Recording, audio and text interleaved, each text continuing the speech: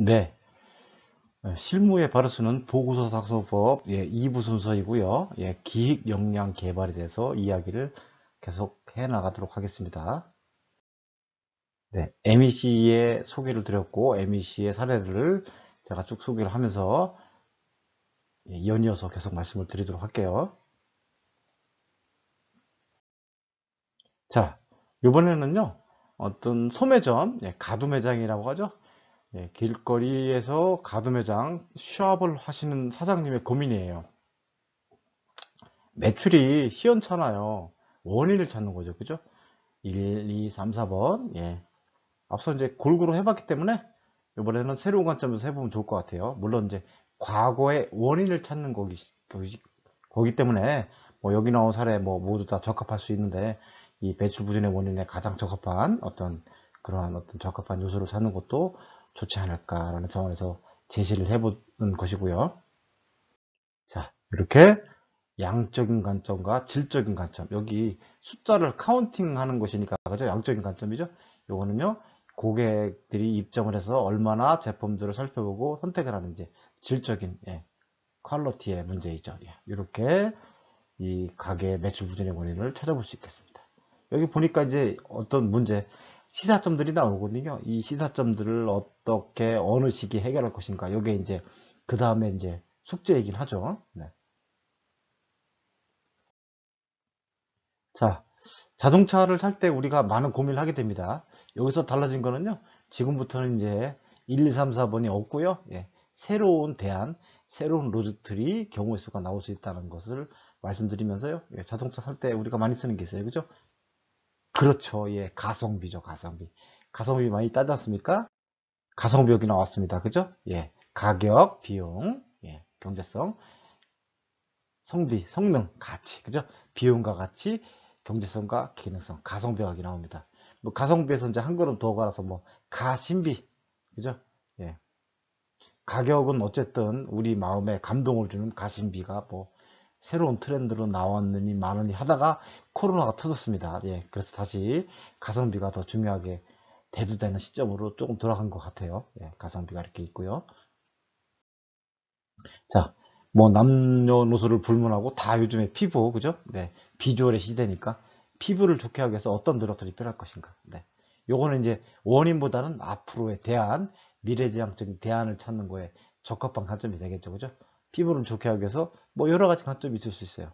앞서 뭐 플러스 마이너스도 괜찮고, 피부와 피부를 둘러싼 환경도 괜찮고, 질적인 피부 관리, 양적인 피부 관리 다 좋습니다, 그죠? 선생님들께서 이제 객관식으로 만들어내면 돼요. 사실상 학교에서 이러한 문서를 만들 수는 없지만 예컨대 어떤 학교에 특성화 학교에 미용 관련된 학과가 있는데 그 학과에서 어떤 발표를 한다면 피부를 좋게 하기 위해서 저희는 다음과 같은 어떤 새로운 이벤트를 진행해 볼까 합니다. 그러면서 문서 만들 수 있잖아요. 그죠? 갖다 붙이긴 잘합니다. 제가. 피부를 좋게 하기 위해서 어떤 방법이 좋을까? 직접적인 방법과 간접적인 방법. 새롭게 나오긴 했는데, 그죠? 중복되거나 누락됨이 없이 이렇게 나왔습니다. 사실 우리가 이렇게 피부를 직접 자극하는 물리적인 방법이 있고요. 피부에 직접. 그 다음에 피부는요, 우리 오장육부, 우리 그 몸의 상태, 컨디션과 연결되는 부분이잖아요. 그래서 화학적인 방법, 간접적인 방법. 그래서 물리적 방법, 화학적 방법이라고 하기도 하고, 직접적인 방법, 간접적인 방법. 이렇게 얘기할 수도 있을 것 같아요. 그죠? 새로 만들어냈습니다. 직접적인 거, 간접적인 거. 자, 이렇게 한 6, 7개를 좀 살펴본 것 같아요. 그죠? 그랬더니 출발점이 중요해요. 출발점. 그죠? 플러스, 마이너스, 질적인 거, 양적인 거, 직접, 간접, 그것과 그것을 둘러싼 환경, 이렇게 나왔습니다. 그죠? 요걸 이제 1차 논리축이라고 만약에 명명한다면 1차 논리축이 구성이 잘 되어야지 2차와 3차가 줄줄이 나옵니다. 1차 축에서 너무 작거나 지역적인, 국부적인 게 나온다면, 그죠? 큰 그림을 놓칠 수 있겠죠. 그래서 출발점이 가장 중요합니다. 물론 출발점은 과거의 거에서 이유를 찾는 원인의 출발점이 될 수도 있고, 앞으로 미래를 살펴보는, 그죠? 우리 피부 문제처럼 미래를 살펴보는 그런 문제, 대안, 그렇게 나올 수도 있겠죠. 출발점이 중요합니다.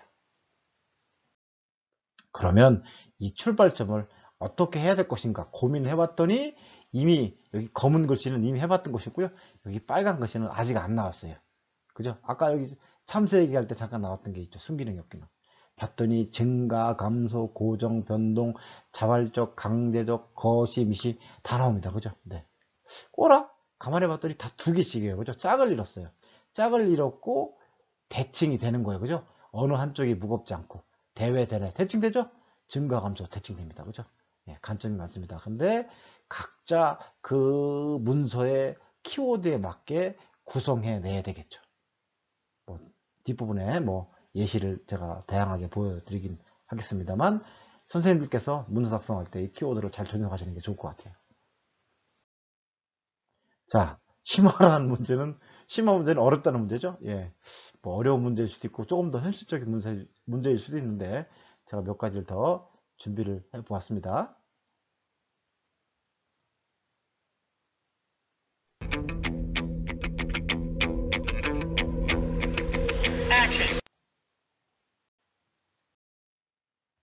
네, 선생님, 기상예보가 잘 안 맞는데요. 물론 우리나라만의 문제는 아니겠죠. 기상예보가 잘 안 맞는데, 기상예보가 잘 안 맞는데, 그 원인을 좀 찾아서 그 원인을 개선한다는, 예, 그죠? 과거지향적인, 원인지향적인 것들을 한다면 어떠한 것들이 좋을까요? 물론, 예, 심화 문제이기 때문에 예시가 없습니다. 물론 앞에 나왔던 예시를 사용할 수 있겠죠. 여러분들의 자유이고요. 선생님들의 자유이고요. 네. 어떤 게 좋을까요? 네. 실제 이제 대면 워크숍 같은 경우는 예, 좀 속된 표현이긴 한데 이제 좀 쪼는 맛이 있는데 실제로는 뭐 그게 불가능하니까 예, 그냥 말씀을 드리도록 할게요. 기상예보가 잘 안 맞는 이유는 여러 가지 이유가 있는데 어떤 사람에 관련된 문제도 있을 수 있고요. 어떤 장비와 관련된 그런 문제 있을 수 있을 것 같아요. 그죠? 인적인 문제, 물적인 문제. 동의하시죠?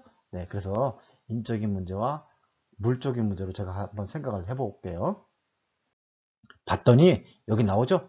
예보관, 맨, 인적인 문제. 그 다음에 여기 설비, 시스템 정보는요, 물적인 문제예요. 그죠?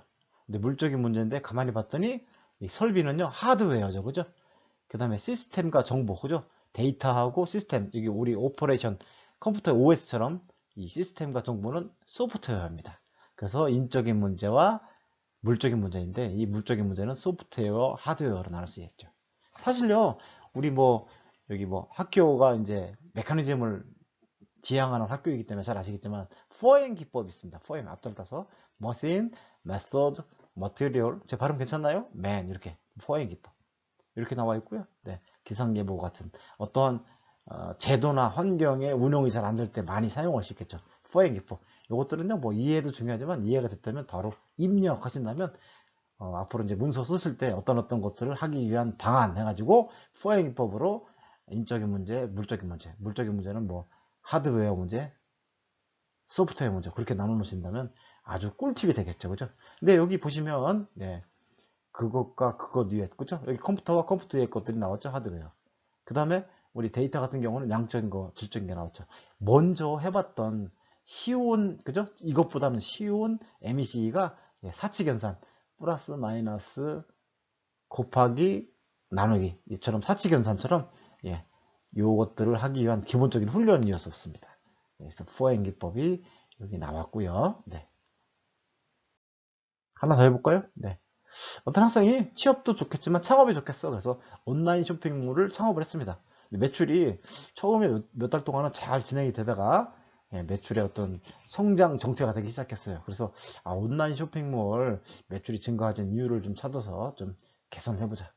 그렇게 고민하기 시작했습니다. 자, 어떠한 좀 아이디어나 팁을 좀 드리고 싶으세요, 선생님들은? 온라인 쇼핑몰. 네. 홍보가 잘 안 되었나? 홍보는 잘 되는데 물건이 시원찮나? 시간대가 잘못됐나? 등등등. 아이디어가 막 나오시죠? 네. 그래서 이것도 제가 모범 답안입니다. 네. 봤더니, 네. 상품 자체는 어떤지. 가격이 너무 높거나 낮지는 않아? 채널은 어때? 채널. 판매 루트. 물류는 어떻고. 그 다음에 판촉은 어때? 홍보는. 온라인 판촉, 오프라인 판촉. 그죠? 그래서 상품의 P, 가격의 P, 채널 판촉의 P, for fee가 나오죠. for fee. 마케팅 시작할 때 나오는 아주 기본적인 이론이죠. 그죠? for fee. 사실 for fee가 마케팅만 쓰라는 법은 없어요. 네. 우리가 어떤 기한을 할 때, 기획을 할 때, 어떠한 학생들이 이용해야 될 어떤 프로그램도 P일 거고요. 그죠? 프로그램이니까 P. 그 다음에 학생들이 무료로 사용하게 할 건지 아니면 일부분 학생들한테 참여 비용을 제공을 부담을 하게 해서 좀 더 몰입도를 높인다든지, 그죠? 홍보는 어떻게 할 건지 학생들한테. 이것도 마찬가지로 학교 프로그램에서 포피 기법을 사용해서 어떤 기획을 할 수 있을 것 같아요. 그죠? 여기 당연히 양적 질적인 거 나오죠. 그죠? 앞서 했던 기본 사칙연산. 이렇게 정리가 됩니다. 물론 직접 이렇게 문제를 듣고 고민을 하고 답을 뽑아내는, 그래서 어떤 차이점, 선생님과 강사가 제안해주는 모범 답안과 어떤 차이가 있는지를 좀 보시면 좀 더 좋을 텐데, 이런 시간적인 갭, 고민할 수 있는 시간, 이런 것들이 좀 없는 건 좀 아쉽긴 합니다. 이 학교에 제가 이 녹음을 해서 납품을 하는 건데, 너무 고민하는 시간이라고 해서 5분씩 띄워놓으면 제가 학교 선생님들한테 클레임을 당할 것 같아서 제가 좀 스킵을 하고 있는데, 요즘은 좀 양해를 해주시면 고맙겠고요. 네. 한 문제만 더 해볼까요? 네. 의료비를 줄이기 위해서 어떻게 해야 되겠습니까? 요즘에, 그죠? 네. 우리나라가 언젠가부터 전체 500조의 뭐 국가 예산 중에서 뭐 200여 조를 뭐 어떤 복지에 사용한다, 그런 얘기를 제가 들은 적이 있는데, 우리가 이제 의료비를 적정한 장소에, 적정한 대상에 적절하게 사용할 때 이 의료비의 낭비가 없고, 그죠? 우리의 그 의료 복지가 향상이 될 수 있을 것이다. 그래서 생각을 해봅니다. 너무 거창했나요? 네. 의료비 줄이기 위해서는 어떤 노력을 하시겠습니까, 선생님? 물론 지금까지 쭉 여러 가지 관점에서 퀴즈 아닌 퀴즈를 해봤는데 다 쉽지가 않죠. 그죠? 물론 뭐 잘 인지하고 있었고, 뭐 답이 한 번에 탁 튀어나온 경우도 있었겠지만, 이 의료비를 줄이기 위해서는 어떠한 대안을 우리가 찾을 수 있을지 고민을 한번 해봅시다. 네. 좋은 아이디어가 나오면 질병관리청에 아이디어를 제공할 수도 있을 것 같은데, 사실요, 이 의료비 줄이기 위한 이런 아이디어는 이미 의료 관련된, 그 다음에 공공정책에 반영이 돼서 지금 많이 적용이 되고 있습니다. 아마 선생님들도 은연중에 이 의료비 줄이기 위해서는 어떠한 방법이 좋을지에 나오는 이 모범 MEC를 이미 업무에 적용해서 하고 계시는 선생님들이 꽤 많을 수 있을 것 같습니다. 이 정도면 훌륭한 팁이 됐죠? 자, 그러면 제가 생각한 모범 답안을 한번 보시죠. 자, 1단계, 2단계, 3단계 다시 바꿔놓으면 하면 준비 단계, 사전 단계, 그 다음에 본 단계, 진행하는 단계, 그 다음에 진행이 끝났다고 마음 놓을 건 아니죠. 그죠? 사후 관리 단계, 1단계, 2단계, 3단계. 이렇게 할 수 있겠죠. 그죠? 사전, 진행 단계, 사후 단계. 여기 이제 마케팅에서 쓸 수도 있어요. 그죠? 마케팅. 현대자동차에 관련된 광고를 직접 소비자 대상한테만 선전할 필요는 없어요. 그죠? 네. 왜냐하면 미래의 소비자한테 미리 선전할 수 있겠죠. 사전 단계가 될 수 있겠고, 어쨌든 다양한 분야에서 비포, 인, 애프터, 그죠? 비포 서비스, 인 서비스, 애프터 서비스, 그렇게 사용할 수 있을 것 같아요. 네. 그래서 코로나의 제2의 코로나, 제3의 코로나, 물론 지금 뭐 유럽 쪽에서 뭐 변이 코로나가 뭐 나온다고 해서 걱정이 많이 되고 있습니다만, 앞으로 이러한 국가적인 세계적인 비극이 없으려면 사전관리, 그죠? 방역이나 개인위생이나 국가위생이나 사회 차원의 위생관리가 되어 있고, 그 다음에 막상 그렇게 했음에도 불구하고 어떤 사건 사고가 발발이 되면 종류별로 그룹핑해서 대항을 해야 되고, 그 다음에 대항이 끝나고 나면 또 이후에 사고에 발생할 수 있는 어떤 부작용, 후유증을 우리가 방지하기 위해서 또 사고관리 프로그램을 작동해야 되고, 그죠? 비포, 인, 애프터, 이 3단계 전법은 정말로 우리가 사회정책할 때 가장 중요한 요소가 되지 않을까. 오늘 제가 선생님들 이미 많이 사용하고 있는 분도 계시겠지만, 여기 뭐 아이디어가 많이 안 떠오르는 선생님한테는 제가 아이디어를 많이 팍팍 드리고 있습니다. 팍팍. 네. 보이시죠? 팍팍 드리고 있습니다. 네. 선생님, 갑질 근전 방안, 음주운전 근절 방안, 체육계 등등, 체육계만 있는 건 아니고요. 체육계 등등의 풍력 근절 방안. 이 방안들을 없애고 싶어요. 정말 사회적인 큰 중요한 문제잖아요. 어떻게 없으면 좋을까요? 네, 잘 없애야 됩니다. 네. 이 세 가지를 없애려면 중요한 도구가 있습니다. 중요한 MEC 관점이 있습니다. 이미 그 관점은 앞서 제일 먼저 소개해 드렸습니다. 자, 한번 답을 볼게요. 자, 보십시오. 그죠? 갑질 근절 방안, 음주운전 근절 방안 이런 것들은요, 예, 제도적으로, 법적으로 이 방지책을 만들어 놓고, 그 다음에 법적인 거에서 완성이 되는 게 아니라 사람들의 인지력, 그죠? 사람들의 양심, 요거에 호소하는 게 같이 필요하죠. 그래서 제도적인 방법과 교육적인 방법. 근데 요즘에 음주운전 같은 경우에는 윤창호법 등등 해서 이렇게 음주운전 처벌이 높아졌음에도 불구하고 뭐 급격하게 음주운전이 줄어들거나 그러지는 않다고 얘기해서 뭐 처벌 방안을 높여야 된다. 그런 제도적인 방안을 강화해야 된다. 그런 얘기가 나오지 않습니까?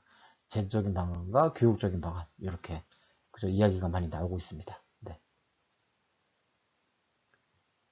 자, 이 세 가지 같은 경우에는 이 두 가지 쪽으로 향할 수 있고, 여러분, 이 트레이닝과 난 트레이닝, 제도적인 접근과 교육적인 접근은 이미 앞에서 소개해 드렸다시피 선생님들이 기획할 때, 문서 작성할 때 굉장히 많이 써먹을 수 있는, 활용할 수 있는 아주 좋은 MEC적 구조적인 방법입니다. 꼭 좋게 아주 적절하게 활용하시길 바랍니다. 예, 여기 나와 있는 신문기사는요, 그 앞서 말씀드렸던 여러 가지 사회적인 문제들을 해결하기 위한 제도적인 방법과 교육적인 방법에 대해서 나왔던 어떤 신문 기사입니다. 영상으로 준비했는데 영상이 연결이 잘 안 될 수 있을 것 같아서 제가 기사에 빨간 줄을 쳐서 설명을 좀 드려볼게요. 공공버스 같은 경우에는 국가의 자금을 지원받기 때문에 법적인 어떤 제재나 관리를 받습니다. 그래서 이제 공공버스 운전하는 기사님들이 1년간 보수교육을 받아야 되는데 그 시간이 아주 짧다고 해요. 네. 근데 이제 어떤 버스 회사 같은 경우에는 사고율이 좀 나아질 기미가 안 보입니다. 왜 사고율 관리를 해야 되냐면 사고율에 따라서 국가 자원, 국가 지원금이 뭐 영향을 미친다고 하네요. 근데 이 1년에 4시간밖에 안 되는 보수교육 가지고는 사고율의 영향력이 떨어지는 거예요. 그래서 이 근로자 단체와 합의를 해서 일부분 아주 운전기사에게 경미한 징계 등등을 시작해서 제도적인 영향력도 가하기 시작했습니다. 그랬더니 징계가 시작된 회사와 그렇지 않은 회사의 어떤 사고율이 현격하게 차이가 났다라는 신문기사입니다. 네. 제도적인 방법과 교육적인 방법을 혼용했을 때 나오는 아주 대표적인 사례라고 이렇게 생각이 돼서 공유를 해 보았습니다. 네, 다음 보시겠습니다. 이 영상 보시는 선생님들께서 아마 일자리 센터 등등 취업 관련된 부서에서 실무하시는 선생님들이 계실 텐데요. 대학교 취업률 향상 방안 어떻게 하시는 게 좋겠습니까? 방법 있겠습니까? 네, 열심히 하셔야죠. 그죠? 자, 뭐 연습 아닌 연습으로 제가 문제를 좀 내보았습니다. 네. 대학교 취업률 향상 방안. 근데 다만 제가 이제 드리고 싶은 사전에 조건은 총장님 관점입니다. 네, 총장님 관점으로 학교 전체 관점에서 취업률 향상하기 위해서는 어떤 방안이 좋을지 한번 보시죠. 여기 나왔던 이 도구들이 사용될 수 있을까요? 아니면 새로운 것들을 만들까요? 아니면 4M, 4P, Before in After 괜찮죠, 그죠? Before in After도 괜찮을 것 같네요. 자, 여러 가지 방법으로 수만 가지 이렇게 아이디어나 내용들이 나왔을 거예요. 실제 제가 땡땡땡 학교에서 문서 관련된 워크숍 강의를 실제로 했을 때 비대면이 아니라 대면 강의했을 때 이 취업률 향상방에서 발표 및 평가를 시간을 가졌더니 선생님들이 되게 좋아하시더라고요. 네. 어쨌든 그 시간이 좀 아쉽고요. 자, 취업률 향상 방안은요 여러 가지가 있을 텐데 학교 외부에서 해야 될 일, 학교 내부에서 해야 될 일 이렇게 나옵니다. 학교 내부는 여기 주체가 나오시죠? 선생님들, 그 다음에 직원분들, 그 다음에 학생들 역할. 학생들 역할도 있어야죠, 당연히. 취업을 하는 주체인데, 그죠?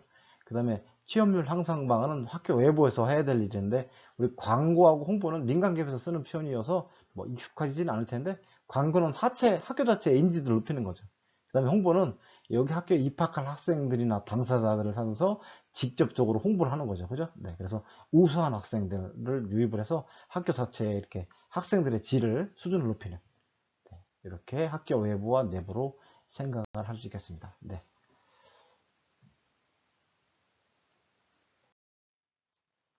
자, MEC를 이렇게 소개를 드렸고요. MEC하고 같은 맥락이에요, 사실은. 예. 제가 뭐 같다라고 정의를 내릴 입장은 아니고 자격도 없지만 제가 이제 MEC도 학습해서 실제 현업에서 일을 해보고 그 다음에 지금 소개해드릴 CSF, KPI도 해봤더니요. 예, 같은 맥락이더라고요. 물론 이제 학교에서 지원 업무, 특히 인사과나 기계과에 계신 선생님들은 뭐 CSF, KPI 많이 하고 계시고요. 또 1년에 한두 번씩은 다 종합평정, 인사평가를 받으시기 때문에 많이 익숙하신 표현일 겁니다. 뭐 같은 맥락이다. 저는 그렇게 생각합니다. 다만 MEC는 조금 더 현실을 벗어난 좀 더 포괄적인 거라면 CSF와 KPI, 특히 KPI는요, 아주 현실적인 우리 직장인들, 샐러리맨들한테는 현실이죠. 지극한 현실. 자, 어떤 조직이 있습니다. 조직은요, 장기적인 목표가 있죠. 그 장기적인 목표를 실현하는 방법이 있고, 그것을 우리가 이제 비전, 전략, 내지는 미션이라고 하죠. 네. 어쨌든 이 전략을 수행하기 위해서는요, 이 크리티컬 석세스 팩터, 아주 중요한 성공 요인, 우리가 어떤 방법들을 실행했을 때 우리의 목표들을 달성할 수 있을 것인가, 성공 요인들이 있을 것이고, 이 성공 요인의 하위 요소, 즉 오늘 이야기하고 싶은 KPI 달성 요소, 객관적으로 측정 가능한 KPI 요소, 요것들을 우리가 제가 이제 설명을 드릴 텐데, 이야기를 가만히 듣다 보면 MEC의 그 1차 축과 너무 맥락이 비슷하기 때문에 아주 그냥 공감이 잘 되실 겁니다. 자, CSF는요, 네, 뭐 회사가 됐든 학교가 됐든 비전 달성을 위해서 확보해야 될 핵심 요소이다. 즉, 경쟁 우위 요소이다. 그렇게 생각하시면 될 것 같아요. 자, 작년서부터 우리 국가에서는, 대한민국에서는 없어서는 안 될 정부 조직이 있죠. 질병관리청. 질병관리청의 작년, 뭐 지금도 마찬가지겠지만 CSF는요, 방역과 치료입니다. 공감하시죠? 네. 그리고 이 방역과 치료를 이루기 위한 하위 실천 요소, KPI죠? 네. 키 퍼포먼스 인디케이터. 근데 그냥 KPI 하면 이제 서로 다 핵심 요소다. 그렇게 다들 공감하고 있으니까요. KPI라고 부르시면 될 것 같아요. 조직이 확보해야 될 성공 요소를 이뤄낼 수 있도록 하는 요소이다. 뭐 KPI가 갖춰야 될 요소는 뭐 어떤 목적들은 조건들은 KPI가 갖춰야 될 조건들은 이 성공 요소와 연계가 돼야 되겠다. 그 다음에 조직의 과거 현재 미래를 원인과 대안을 반영해야 되겠다. 사실에 근거해야 되겠다. 이렇게 나옵니다. 그래서 이 방역과 치료를 위해 수행하기 위한 KPI는요, 마스크를 잘 확보를 해야죠. 마스크가 있어야지 여기 방역이 될 거 아닙니까? 그죠? 그 다음에 치료는 백신이라고 하는 KPI가 있어야 됩니다. 이것들을 우리가 CSF, KPI, 특히 KPI라고 할 수 있죠. 네.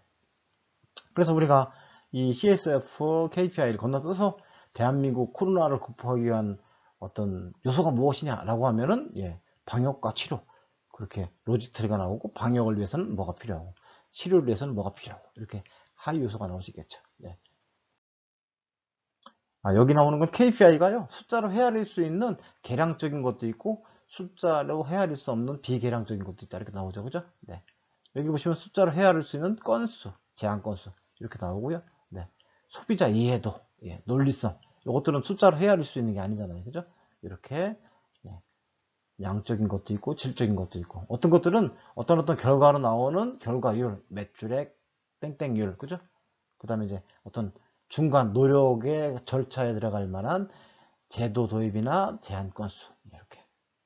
그러니까 여러분들 선생님들께서 어떤 문서를 기획하실 때 이번 제도를 도입하면, 요번에 어떤 행사를 하고 나면 어떤 기대 효과가 생길 겁니다라고 할 때 이렇게 KPI를 이렇게 숫자로 삼을 수 있는 것, 그 다음에 과정에 관련된 것, 결과에 관련된 것들 이렇게 활용하신다면 꽤 괜찮은 골격과 구조를 이룰 수 있을 것이다. 그렇게 생각이 됩니다.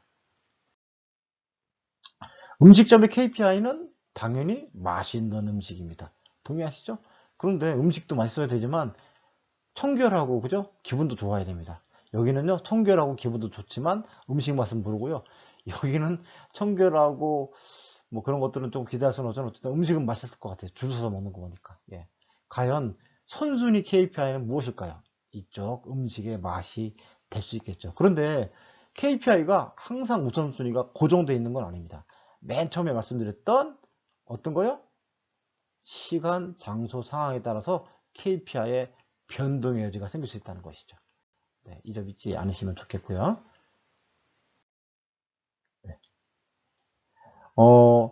기업의 연구 부서는요, 예, CSF가 디자인, 그죠? 그 다음에 적절한 스킬들을 개발해내는 것들, 그죠? 생산부서는요, 품질이 좋아야 돼요.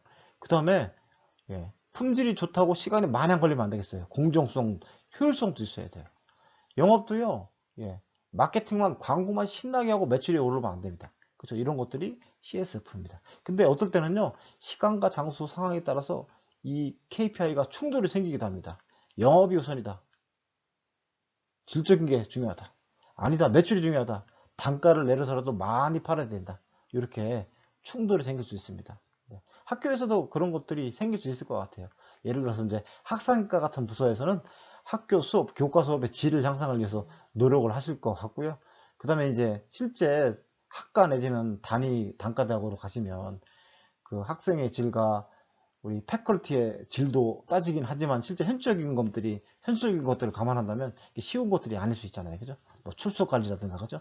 네, 과제 관리, 평가 관리, 교수 평가 관리, 그런 것들, 그죠? 네. 그런 어떤 이해관계들이 충돌될 수 있을 것 같아요. 그것들은 이렇게 어떤 점들에 장단점이 있는지, 순기능과 역기능이 있는지를 잘 규명하고 설득하시면서 기획을 해나가면 좋지 않을까, 그런 생각이 듭니다. 자, BSC도 아마 많이 듣지는 않았을 것 같아요. 뭐 CSF, KPI도 뭐 생소한 문건일 수 있고, BSC는요, 예, 기업 평가를 합니다. 어떤 회사 평가를 해야 되는데, 여기에 투자하는 사람의 입장에서 봤을 때는 이 회사가 재무적인 부분은 아주 좋은지, 그 다음에 외부 고객 관점에서 봤을 때 이 회사는 어떠한 안정성과 시장 점유율의 가능성이 있는지, 그 다음에 이 회사는요, 규칙과 어떤 절차가 있는지, 주먹구구를 일하는 게 아닌지, 이 회사의 구성원들은 정말 수준이 있는 사람들인지, 이렇게 우리가 곳곳이 살펴봐야 돼요. 그래서 재무적인 관점, 뭐 외부 마케팅 관점, 내부 학습 성장 관점, 그 다음에 내부 프로세스 관점, 이렇게 네 가지 관점을, 예, 이상하게 MEC 한 건 아닌데 이렇게 MEC 한 것처럼 이렇게 표시가 납니다. 그래서 기업 평가 표준도고, 예, 밸런스 스코어 카드에서 BSC 성과 균형 지표라고 많이 하죠. 여기 보시면요, 재무적인 것은요 밖으로 드러나잖아요. 외부예요. 마케팅도 드러나죠. 근데 회사 내부의 절차나 사람들은 내부에, 그죠? 외부 내부 들어가죠. 그 다음에 재무는 이미 이루었던 과거의 데이터 히스토리잖아요. 과거거든요. 그 다음에 마케팅과 생산하고 있는 현재 진행 중이니까 현재 시점이고요. 직원들의 능력은 앞으로 미래의 어떤 방향성이잖아요. 그래서 과거, 현재, 미래, 내부, 외부 다 들어갑니다. 그래서 이 BSC라는 도구를 보면요, MEC가 아주 절묘하게 잘 균형되고 세팅된 도구인 것 같아요. 네. 어쨌든 이 BSC라는 도구가 있고요. 네. 자, 이것도 경영학 책 피면 늘 나오는 그림 중에 하나입니다. 회사가 잘 되기 위해서, 즉 조직 성과가 향상이 되려면 개개인이 해야 될 노력들이 있고요. 그 다음에 팀 단위, 부서 단위로 해야 될 노력이 있고요. 그 다음에 조직 차원에서 해야 될 노력이 있고요. 이게 이제 앞서 말씀드렸던 KPI죠. 개인 차원의 KPI, 팀장의 KPI, 그 다음에 사장님이나 경영진의 KPI. 이것들이 잘 구성됐을 때, 네, 좋은 결과가 나올 수 있죠. 이게 민간 차원의 이야기가 아닙니다. 학교에서도 충분히 적용될 수 있거든요. 예를 들어서 땡땡 대학교의 장기 성장 전략, 국내 대학 중에서 아주 경쟁력 있는 대학으로 거듭나기 위해서는, 예, 선생님들 개개인의 노력, 그 다음에 팀장 부처장님의 노력, 그 다음에 총장님이나 학교, 예, 전체 운영 관점에서의 노력, 이런 구성 하위 요소들이 나올 수 있죠. 그래서 혹시 놓치거나 방관하는 요소가 있는 게 아닌지, 뭐 경영학이라는 게 미국에서 탄생돼서 뭐 수많은 우여곡절을 겪으면서 현재 진행형인 학문이긴 하나 굉장히 과학적이고 기술적이지 않습니까? 그래서 학교에서도 이렇게 선생님들의 어떤 성향, 그 다음에 동기부여는 제대로 되고 있는지. 그래서 제가 아까 처음에 시작할 때 이 문서 작성이라는 이 강의가 정말로 필요한지, 아니면 다른 환경적인 제도적인 노력이 필요한지, 그걸 동기부여 차원에서 제가 조사를 하고자 했던 거거든요. 이런 것들. 그다음 팀 차원에서는 팀장의 그냥 말 잘하는 리더십이 아니라, 예, 그냥 강제로 일시키는 리더십이 아니라 문서 작성을 팀장이 잘할 수 있고, 우리 구성원들이 문서 작성에 어떤 품질이 떨어졌을 때 팀장님이 리더십으로 잡아줄 수 있어야 되거든요. 이게 리더십이죠. 그죠? 예. 이것들도 예. 꽤 잘 되어 있는 문서 포맷. 그죠? 앞서 보여드렸던 BSC도 포맷이고, 이것도 포맷입니다. 그래서 설명을 드렸던 거고요. 자, 이렇게 기획 부분을 제가 MEC, KPI, 그 다음에 몇 가지 이제 포맷들을 보여주면서 설명을 좀 드렸죠. 지금 뭐, 한 20여 분 시간이 남았는데요. 예. 선생님들 학교의 어떤 문서라는 것들을 제가 좀 미리 볼 수 있어서 제가 코칭하는 역할은 아니고요. 자격도 없고요. 예, 역량도 안 되고 선생님들의 문서를 좀 봤으면 조금 더 이런 요소들이 좀 보완되거나 가미됐으면 좋겠다. 그런 게 있으면 좋았을 텐데 그게 없었잖아요. 그죠? 그래서 제가 일단 뭐 관련된 거나 아니면 참조할 만한 문서를 몇 가지 좀 소개를 해드리면서 문서 작성 뭐 사례 탐구라는 내용으로 진행을 하면서 마무리를 할까 그렇게 생각을 하고 있습니다. 네. 문서를 작성을 잘 하려면요. 키워드가 두 가지입니다. 아니 지금까지 MEC 얘기하다가 무슨 얘기냐. 앞서 MEC에 나왔던 그와 같은 내용입니다. 자, MEC의 1차 축이 나왔죠? A 요소, B 요소, C 요소 여기 나왔잖아요. 그죠? 누락된 요소가 없는지. 이 누락된 요소가 없는지를 가만히 또 보면 여기 6하원칙입니다. where, why, who, whom 그죠? 등등 나오지 않습니까? 여기 하나 빠졌어요. 하우롱이 빠졌기 때문에 하우롱도 제가 집어넣고 그죠? 6W3H 6W3H 우리가 이제 6하원칙 해서 이렇게 하셔도 되고요. 누락된 게 없는지. 그 다음에 우리가 MEC 할 때도 나왔지만 1단계, 2단계, 3단계, 비포 단계, 인 단계, 애프터 단계, 그죠? 1단계, 2단계, 3단계.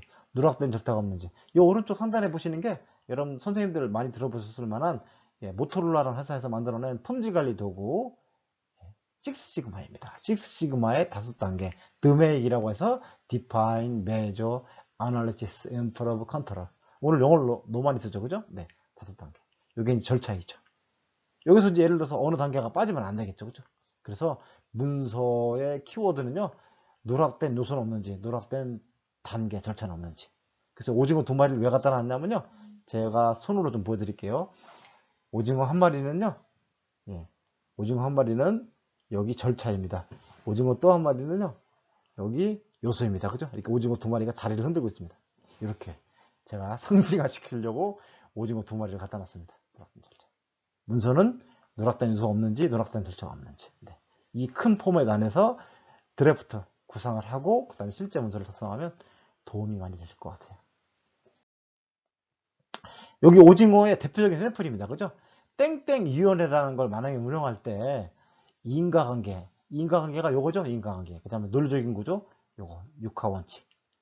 자, 어떤 위원회를 운영하기 위해서 준비 단계에서 운영 준비를 하고 실제 집행을 하고 사후 관리하고 이 단계별로 어떠한 것들을 해야 될지 내용 그 다음에 진행은 누가 할지 대상자는 누구를 해야 될지 방법은 어떻게 할지 이 각 단계를 실행하고 나서 어떻게 잘 됐는지 안 됐는지 평가 측정하는 건 뭔지 그죠 이렇게 요게 이제 테이블 박스 테이블로 들어가면 매트릭스라고 하는 거고요 이게 이제 이렇게 하면 플로우 차트라고 하는 거죠 그죠 네. 요 그림들 많이 쓰시지 않습니까 요 그림 예, 오징어 두 마리 생각이 납니다 네. 요 그림 많이 사용하시면 좋을 것 같고요 네. 학교에서는 한글 프로그램 많이 쓰실 텐데 한글로도 이러한 예, 작성하는데 전혀 문제가 없을 거고요 파워포인트를 쓰신다면 뭐 좀 더 원활하게 유용하게 쓸 수도 있습니다 네. 이 그림 하나로요 뭐 다음 올림픽이 언제 누가 유치가 됐는지 기억은 잘 안 납니다만 예를 들어서 2035년 한국에서 예, 북한과 연합으로 한국만의 올림픽을 연다 2000 년도에 한다면 올림픽 준비위원회 운영해서 이렇게 유로 프로세스를 진행한다면 한 장 안에 요약이 될 거예요 물론 이제 절차나 단계는 더 많아지겠죠 네. 이 한 장으로 담을 수 있는 글들이 내용들이 너무 많습니다 사실요 거시와 미시를 한 번에 담고 있어서 저는 이 그림을 되게 많이 좋아합니다. 네. 선생님들도 이 그림이 더 좋아지시길 바랍니다. 네. 입장이 다를 수 있어요. 재무팀 입장과 영업팀 입장, 그죠? 기업 입장과 대학 입장, 그 다음에 학생과 입장과 수업하는 수업가 입장과 좀 다를 수 있겠고, 그죠? 예, 입장이 다를 수 있습니다. 이 입장, 숨기는과 엮이는 각자의 관점을 잘 융합시키는 것. 그 다음에 전체 그림에서 이 두 가지 갈등을 잘 믹스해서 전체 그림에서 결과적으로 좋은 결과를 이끌어내는 것. 이게 이제 문서의 관점이 아닐까. 앞서 말씀드렸던 뭐 내용의 일환이고요. 그래서 이제 여러 선생님들께서 앞서 MEC 도구에서 많이 보셨다시피 해야 될 일들이 쭉 나옵니다. 그죠? 해야 될 일. 투두 리스트죠. 근데 이걸 어떻게 다 해요? 그죠? 멀티태스킹. 한 번에 동시에 여러 가지 일을 하는 것을 우리가 멀티태스킹이라고 하잖아요. 그죠? 실제로 많은 대학들이 취업률 향상을 위해서 고민하는 게 제가 이제 학교 강의를 많이 해보니까 느끼고 있는 건데 학생 취업센터에서 항상 고민하는 게 그거예요. 학생들한테 수준 높은 어떤 취업 역량 교육을 하고 싶은데 학생들이 관심을 안 갖거나 안 보이거든요. 그러니까 학생들을 모이게 하는 흥행도 신경 써야 되고 그 교육도 신경 써야 되고 그러니까 흥행과 본을 가지고 항상 고민을 많이 하시더라고요. 어쨌든 하셔야 될 일들이 있다면 이 하셔야 될 일들의 순서를 정해야 됩니다. 한꺼번에 8가지를 할 수는 없잖아요. 순서를 하기 위해서는요.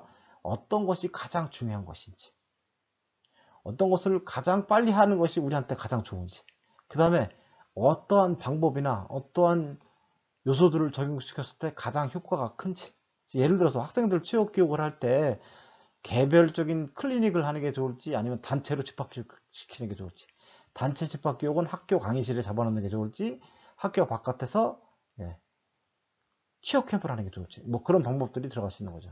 그래서 여러 가지 요소들을 측정해서 이건 이제 개인 뭐 5명이면 5명, 6명이면 6명 선생님들이 모여서 이렇게 그죠? 학생과면 학생과 뭐 기획과면 기획과 이렇게 모이셔서 자체 회의나 그런 걸 통해서 이렇게 우선순위를 정하시면 되죠. 그래서 가장 높은 순위 점수가 1순위가 되는 거죠.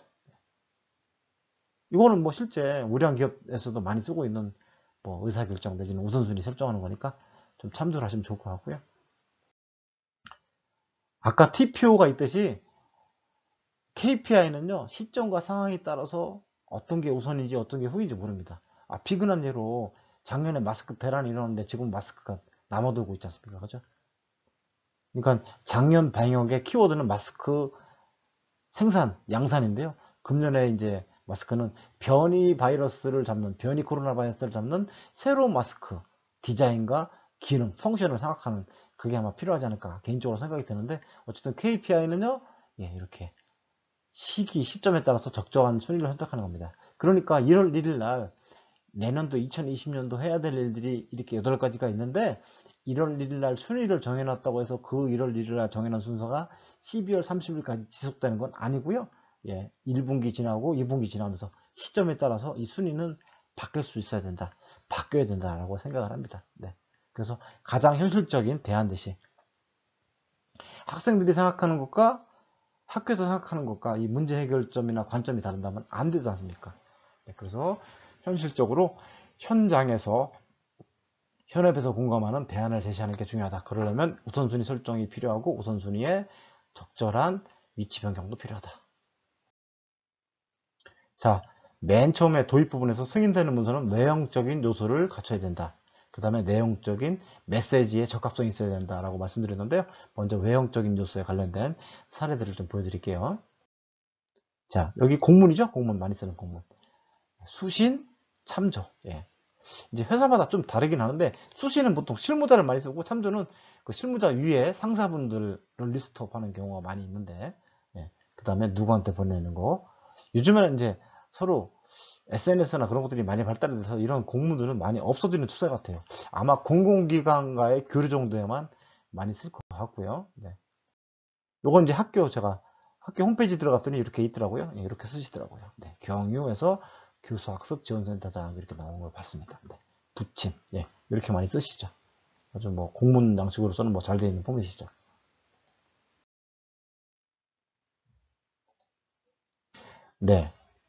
이제 문서라는 것이 뭐 이렇게 에세이식으로 쭉 쓰는 것도 있고 키워드, 뉴스의 기사처럼 키워드만 쓰는 게 있는데 어떤 문서의 본문이 끝났을 때는요. 이렇게 한 줄 띄우고 하여 주시기 바랍니다. 쓰고 끝. 이렇게 방점 찍어주면 좋겠죠. 그죠? 그 다음에 혹시 첨부물이 있으면 어떤 학교는 첨부, 어떤 학교는 붙임이라고 표현하는데 어쨌든 표현은 자유롭게 쓰시면 되고요. 이렇게 첨부가 있고 이것도 끝자를 붙여주고 이렇게 문서 종결할 때 뭐 공문 같은데 사용하실 때 활용하시면 좋을 것 같습니다. 이제 학교 홈페이지 보면 여기 대학생 학자금 대출 이자 사업 안내 이게 나오거든요. 제가 이걸 클릭을 한번 해봤어요. 해봤더니 이렇게 진주시에서 대학생 학자금 대출이자 지원 사업 하는 게 이렇게 공문이 뜨더라고요. 그래서 이 공문을 제가 한번 학생 입장에서, 소비자 입장에서 접근해 봤습니다. 해봤더니 진주시 홈페이지에서 분야별 정보, 교육 정보 이렇게 누르면 여기 지원하는 창이 나온대요. 실제 교육 정보라는 칸에 들어가서 봤더니 교육 강좌 정보와 진주시 교육센터 이거 세 개만 나오고요. 학자금 대출이자 이건 안 나오더라고요. 제가 봤던 시점에서는 안 나왔었거든요. 네. 제가 이제 비평하고자 한 건 아니고 소비자 관점에서 샘플을 제가 샘플링 한 거고요. 그래서 제가 여기 나오죠? 제가 이 진주시 홈페이지에 대학생 학자금 대출이자라고 이렇게 제가 직접 글자를 입력해서 클릭을 눌러봤어요. 찾지를 못해서. 그랬더니 열린마당이라는 데에 이렇게 신청하는 게 나와 있더라고요. 그러니까 실제는 교육정보라는 데 들어가면 있다고 나오는데 실제는 열린마당에 공지사항이 이렇게 나오더라고요. 그러니까 만약에 이제 학교에 재학한 학생들이 이 학교 홈페이지에 어떤 정보를 보고 추적해 간다면 아마 진주시 홈페이지에서 조금 헤맬 수 있는 혼란이 좀 생길 수 있는 그런 여지가 있는 것 같아요. 실제 우리가 뭐 어려운 문제는 아닌데 아주 실수나 아니면 간간 부분 때문에 실제 소비자로서 좀 불편함을 겪게 되는 사례를 제가 간단하게 말씀드려 봤고요. 네. 또 하나 이제 패턴화 적용하죠. 학교 내부에 문서를 하나 이제 공개된 문서를 하나 봤더니 로마 숫자죠? 예, 로마 숫자 1, 3, 4 이렇게 나왔는데 어떤 항목은 1, 2, 3, 그 다음에 소항목에 동그라미로 작은 동그라미 표시되어 있는데 어떤 항목은 가나다로 되어 있고요. 또 어떤 항목은 또 입찰 방식 요 항목에는 동그라미도 아니고 가나다도 아니고 이렇게 점 내지는 슬러시만 쳐놨습니다. 구성 패턴이 좀 다르게 되어 있죠. 그죠? 네. 뭐 이게 중요한 요소는 아닌데 패턴의 어떤 기본적인 표준화가 필요하지 않을까. 그런 차원에서 지금은 이제 외형적인 것을 얘기하는 시간이니까. 네. 그래서 이것도 이제 뭐 로마 숫자 뭐 1, 2, 3, 4 가나다라 가로 1, 2, 3, 4 가로 가나다라 이런 식으로 해서 이제 동일하게 패터닝 해야 될 경우가 있죠. 근데 고민이 뭐냐면 이렇게 1, 2, 3, 4 내지는 1, 2가 나오면 되는데 어떨 때는 1만 나올 수가 있어요. 그죠? 이때는 좀 고민스러울 거예요. 저도 실무 경험을 많이 해봤기 때문에 소항목에 2개 이상 나와야 되는데 하나가 나왔을 때 과연 이렇게 호칭을 붙여야 되는 건지 말아야 되는 건지 요거는 이제 이런 것들은 팀장님하고 상의해서 나름대로 그때그때 규칙으로 정하시면 될 것 같아요. 네. 요건 이제 제가 현업했을 때 썼던 기한지 용식. 요즘에는 많이 안 쓰는 표현인데 갑지라고 그러죠? 한 장에 다 요약된 그런 문서 양식을 갑지라고 표현했는데 갑지 보시면 아까 얘기했던 6W, 3H가 다 들어가 있습니다. 제가 이제 GS건설의 실무자로 있을 때 어떤 행사를 한 적이 있어요. 그래서 6W, 3H를 해서 한 장을 요약했어요. 그랬더니 대표님, 사장님이 이걸 딱 보시더니 한 장으로 요약이 잘 됐고 그래서 칭찬받았어요. 이게 칭찬받을 일입니까? 칭찬받을 일은 아니죠. 한 장에 필요한 요소들을 다 열거를 했으니까요. 그죠? 네. 이렇게 갑질을 잘 만드는 것도 이제 일을 시작하는 새내기 선생님들한테는 중요한 훈련이 아니지 않을까 그렇게 생각이 됩니다. 외형적인 요건이죠. 네. 그래서 문서는 한글로 작성이 됐을 때 한자나 외국어를 부기해 주는 게 좋겠고, 그죠? 네. 네, 세로 쓰기나 가로 쓰기가 기본이고요. 그죠? 네. 그 다음에 이제 날짜 표기는 이런 식으로 점을 찍어서 많이 쓰고 있지 않습니까? 예. 필요하다면 가로 열고 하고 요일을 쓰면 되죠. 금요일이면 금자. 예. 그 다음에 숫자 같은 경우에는 뭐 이렇게 동그라미를 다 읽어줄 경우가 있는데 뭐 만인, 단위가 높을 때는 이렇게 단위를 써주고서 예. 뒷부분은 생략이 될 수 있는 부분, 예, 이런 부분들이 이제 글이나 문서를 쓰는 하나의 뭐 약속이나 양식, 예, 표준 이렇게 보시면 될 것 같아요. 자, 이번에는 이제 내용적인 부분들을 좀 보면서 정리를 해볼까 합니다. 외형적인 요소는 문장의 길이 너무 길면 우리 고객들이나 바라보는 사람이나 의사결정하는 사람이 좀 지칠 수 있어요. 그래서 잘 몰입할 수 있도록 잘 요약해서 키워딩하고 그죠? 그 다음에 전체 포맷은 서론본론 결론 내지는 뭐 기승전결 포맷도 괜찮고 서본결 포맷도 괜찮고 아니면 지금까지는 이랬는데 앞으로는 어떻게 하겠다. 비포 단계, 애프터 단계 뭐 그렇게 하셔도 되고 앞서 말씀드렸던 1단계, 2단계, 3단계 비포 단계, 수행 단계, 애프터 단계 뭐 몇 가지든 좋습니다. 예, 이렇게 하시면 되고요. 내용은 이 외형적인 것도 중요하지만 이 문제 해결 어떤 새로운 대안을 만들기 위해서 구체적인 메시지와 적합한 대안, 네. 요것들을 잘 구성하는 게 중요하죠. 사실 기획이 필요하고 문서가 필요하고 문제 해결할 수 있는 가장 중요한 요소일 겁니다. 자, 신문 기사인데요. 편의점, 뭐, 이 당시 기사입니다. 제가 홍보를 하려는 건 아니고요. 편의점 종합 순위를 냈더니 GS25C가 1등입니다. 편의점 평가 기준이 접근성, 신뢰성, 품질의 흡수성, 가격의 특성성. 우리가 MEC를 해본 입장에서 편의점 평가하는 항목에서 뭐가 빠진 게 있지 않습니까? 뭐가 빠진 게 있을 거예요. 그죠? 네. 자, 공공기업 있습니다. 공기관이고요. 공기업도 뭐 일반 공기업, 준정부기관 여러 가지 유형이 있는데 어쨌든 기획재정부로부터 1년에 한 번씩 공기업 평가를 받습니다. 이게 공공기관 평가 지표라고 합니다. 각 50점 만점이고요. 공통적인 경영관리에 대한 것, 그 다음에 주요, 뭐 공기업마다 하는 사업이 다르니까 사업평가 50점 이렇게 되어 있고요. 뭐 배점은 뭐 기업의 특성에 따라서 연도에 따라서 차이가 있다고 하고요. 이게 공개된 평가 지표이죠. 혹시 우리나라 공기업들의 어떤 효율성과 뭐 땡땡 사태를 통해서 우리가 봤다시피 우리 공기업의 효율성을 높이기 위해서 효율성을 높이려면 평가하는 방법을 바꾸면 그들의 일하는 방식을 바꿀 거 아닙니까? 그죠? 네. 그렇다면 어떤 부분들이 보완이 돼야 될지. 그리고 앞으로 선생님들이 어떤 평가나 구성을 하는 평가나 감사 업무를 하는 부서가 있을 거고 그 선생님들이 각 대학 내 각 부서들을 평가하거나 감사하는 일이 생긴다면 그분들을 통제하는 게 목적이 아니라 학교의 그 구성원들이나 그 부서가 잘 되는 게 목적이지 않습니까? 그러면 평가 지표는 과연 MEG 관점에서 누락된 건 없는지, 혹시 그들이 해야 될 우선순위를 높인다면, 우선순위 높인다는 얘기는 비중치, 가중치가 높다는 얘기죠. 그죠? 업무 효율보다는 사회가 가치 구현이 중요하기 때문에 가중치를 높인 거 아니겠습니까? 당연히 우선순위가 더 높겠죠. 그죠? 근데 시대가 바뀌어서 협력과 참여가 중요하다라고 하면 사회가치 구현을 5로 빼고 얘를 15나 20으로 넣을 수 있죠. 자, 이런 식으로 심사평가 하시는 분들은 이렇게 감안하시면 좋을 것 같고요. 네. 요건 제가 이제 실무했을 때 썼던 뭐 시간이 지나서 그 다음에 잘 돼 있는 문서니까 공개를 하는 겁니다. 이게 파워포인트라는 양식을 썼지만 한 장이고요. 주상복합 어떤 건물에 약간의 문제가 생겼어요. 여러분들 참고로요. 예. 자, 건물 홍보하는 건 아니고 우리 건물은요. 잠수함이 아닙니다. 분명히 누수가 있습니다. 예. 어쨌든 누수가 생겼는데 현장 관리하는 소장이 먼저 선조치하고 후보 보고하는 내용들입니다. 잘 돼 있죠? 일단 비주얼 하잖아요. 그리고 이 장소에 가진 않았어도 어떠한 건물에 몇 층에 어떤 문제가 생겼어. 그 다음에 진행 경과가 됐고 고객한테 이렇게 조치했고 앞으로 시사점을 이렇게 대응하면 된다. 얼마나 정리를 잘했습니까? 근데 이게 문서 전문가가 아니라 건축을 전공한 우리 엔지니어가 현장에서 경험을 토대로 만들어낸 포맷입니다. 네. 이게 정말 살아있는 어떤 문서, 살아있는 문서가 아닐까 뭐 그런 생각이 듭니다. 네. 제가 요즘에 땡땡 공기관에서 어떤 업무 컨설팅을 하고 있는데요. 어, 임금, 코로나 때문에 경제가 어려워지고 힘드니까 이렇게 종업원 내지는 근로자한테 임금을 주는 게 조금 많이 안 주고 있대요. 그러니까 임금 체불이라고 그러죠. 임금 체불을 줄이려면 어떻게 하면 좋을지 제가 이제 세미나 미팅이 할 일이 있어서 발표했던 기본 포맷입니다. 당연히 MEC 기법을 썼죠. 자, 돈을 주는 사장님, 일을 시켰으니까 돈 주는 관점이죠. 그죠? 채무자 관점. 그러니까 돈을 받는 근로자는 채권자 관점이죠. 돈 받아야 되니까. 그래서 제가 어떻게 했냐면 체불 원인을요. 이렇게 채무자 관점과 채권자 관점에서 왜 돈을 못 주는지, 왜 돈을 못 받고 있는지 그렇게 정리를 해봤고요. 요거는 이제 어때요? 원인이니까 과거 관점이겠죠? 그런데 오른쪽 걸 보면요.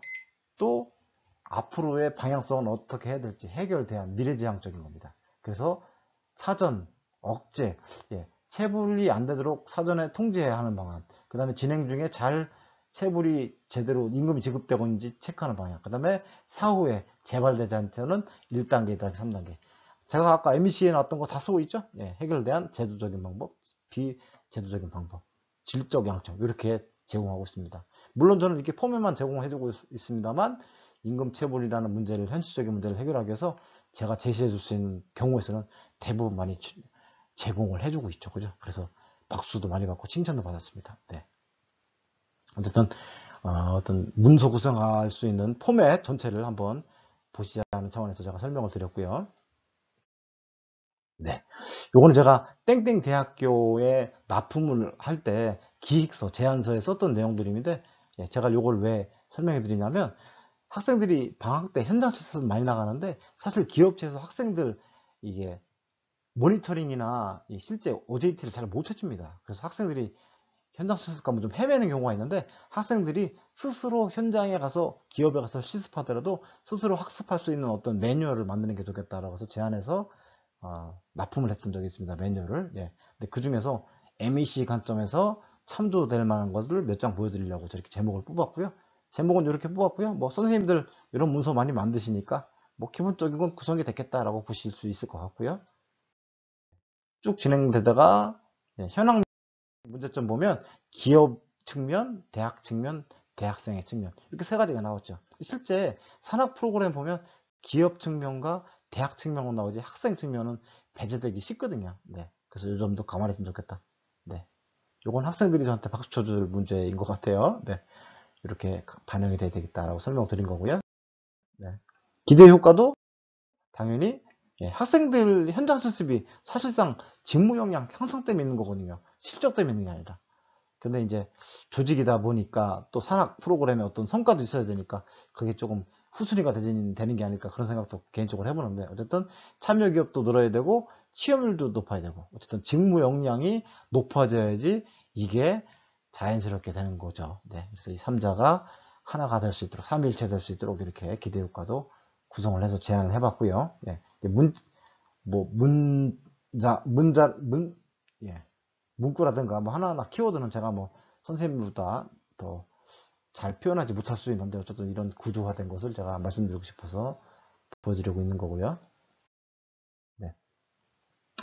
그래서 이 현장 실습 가이드는요, 제가 처음부터 이런 식으로 매뉴얼을 매일매일 우리 학생들이 현장 실습하면서 스스로 인지하고 스스로 주도적으로 할 수 있도록 그렇게 매뉴얼을 만들었다고 했잖아요. 그래서 매일매일의 매뉴얼 프레임을 이렇게 만들어 봤어요. 자, 며칠차, 1일차, 2일차, 3일차, 오늘 해야 될 일, 오늘 해야 될 일의 중점사항, 그 다음에 오늘 한 것들이 제대로 됐는지 안 됐는지 평가하는 상황, 문제를 내보기도 하고, 기업의 실무자한테 물어보기도 하고, 이런 식으로 포맷을 잡아서 제안을 했더니 아주 잘 만들었다고 칭찬을 해주시더라고요. 네. 이런 포맷도 있고요. 네. 이제 문서 작성을 다 하고 나면 이게 제대로 됐는지 안 됐는지 좀 측정하고 검토를 해야 될 필요성이 있는 것 같아요. 그래서 제가 문서 작성호 체크리스트, 물론 선생님들도 문서 작성한 다음에 나름대로의 이제 루틴이 있을 겁니다. 어떤 식으로 문장이 잘 되어 있는지. 제가 앞에 나온 내용들을 좀 랩핑하면서 정리를 해보도록 하겠습니다. 본질이 제대로 되어 있는지, 그죠? 문서 작성은 어떤 문제 해결이 었습니까? 네. 그래서 결론이 나와 있는지. 그 다음에 학교 내에서 어떤 문제를 해결하는 거니까 비용, 시간 등등의 제약 조건을 감안했는지. 무조건 다 잘릴 수 있다고 하면 안 되지 않습니까? 그죠? 그리고 이것들과 연결이 된 건데, 해결할 수 있는 우선순위가 1순위에 있는 거, 중요한 것들은요, 비용과 시간과 인력을 투자해서 가능하게 하고요. 우선순위가 떨어진 것은 뭐 전략적으로 포기하거나 다음으로 연기할 수 있죠. 그리고 아까 말씀드렸다시피 논리적인 구조에서 누락된 게 없는지. 오늘 정말 이거를 제일 강조하고 싶었어요. 그리고 적합한 도구는 MEC, 뭐 KPI, 뭐 같은 내용이고 논리적인 요소이죠. 그리고 이제 부수적으로 잘못된 글자나 빠진 글자는 없는지. 이것들이 살짝 고객들한테, 상대방한테 실망감을 줄 수 있지 않습니까? 이렇게 검토하는 것이 중요할 것 같습니다. 네. 선생님들 스워트라고 해서 뭐 많이들 사용하실 텐데요. 스워트가 어떠한 개선하는 도구에도 굉장히 유용한 도구입니다. 앞서 소개해드리지 않았던 도구 하나를 마지막으로 소개해드리는 건데요. 스워트 도구는요, 사실 잘 되고 있는 점들을 어떻게 할 것인가도 중요하지만 잘 안 되는 것들을 우리가 포기하는 게 쉽지가 않잖아요. 포기를 어떻게 하고 연기를 어떻게 될지 그때 많이 쓰는 도구입니다. 그러니까 선생님들께서 스워트의 각 요소들을 이렇게 도출하시고서 어떤 식으로 시사점을 내서 이거는 적극적으로 반영하고 요거는 지원하거나 포기를 해야 되는지, 이때 이제 매칭되는 포인트를 이렇게 그림으로 보여드리려고 제가 넣어놨습니다. 그래서 어떤 평가를 통해서 하위 요소가 나온다면 이것은 포기한다든지 아니면 내년도로 연기를 한다든지 그렇게 활용하시면 좋을 것 같습니다. 자, 여기 새내기 선생님들 계실 것 같고요. 제가 뭐 과제를 내드리고 확인할 건 아닌데 어떤 문제가 있으면 이 문제를 이 한 장의 양식으로 정리해서 원 페이지로 정리해서 아마 작성하는 훈련을 해보시면 나중에 좀 복잡하다나오고 학교 전체를 책임지는 중요한 임무를 수행하실 때 도움이 많이 되실 것 같습니다. 이 포맷 활용해 보시고요. 예, 참조하시면 좋을 것 같습니다. 예, 경청해 주셔서 너무 감사합니다. 감사합니다.